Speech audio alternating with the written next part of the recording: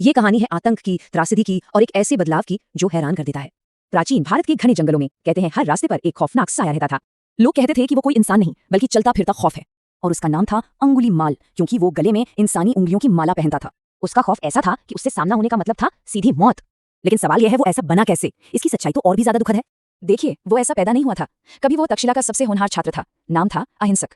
तो फिर इतना बड़ा बदलाव आया कैसे? इसकी एक ही वजह थी, जलन और ईर्ष्या। उसके साथियों और यहाँ तक कि उसके गुरु ने भी उसके खिलाफ साजिश की, उसे पूरी तरह तोड़ दिया। और गुरु दक्षिणा में उससे मांगा गया 1000 इंसानों की उंगलियां, एक भयानक आदेश। विश्वासघात से टूटकर उसने उस राक्षसी काम को ही अपना सच मान लिया। वो जंगल का राजा बन गया, इतना तेज कि सैनिक भी उसे पकड़ नहीं पाते थे। फिर एक दिन एक शांत भिक्षु उसी रास्ते पर चले। लोगों ने रोका पर वो नहीं डरे। वो भिक्षु थे खुद गौतम बुद्ध, और अब होने वाला था दोनों का आमना सामना। अंगुलीमाल दहाड़ा, रुक जाओ, लेकिन बुद्ध शांत भाव से आगे बढ़ते रहे। जब वो बुद्ध को पकड़ नहीं पाया तो चिल्लाकर पूछा, अरे भिक्षु, तुम रुकते क्यों नहीं? बुद्ध मुड़े और शांति से बोले।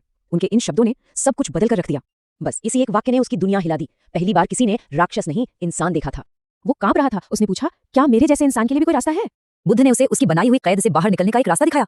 ये रास्ता आसान नहीं था। उसे अपने ही फैलाए हुए गुस्से और नफरत का सामना करना पड़ा, और गहरे ध्यान और पश्चाताप से वो एक अरहंत बन गया, यानी एक प्रबुद्ध व्यक्ति। तो अंगुलीमाल की कहानी यही दिखाती है कि सबसे गहरे अंधेरे में भी बदलाव की एक उम्मीद हमेशा रहती है।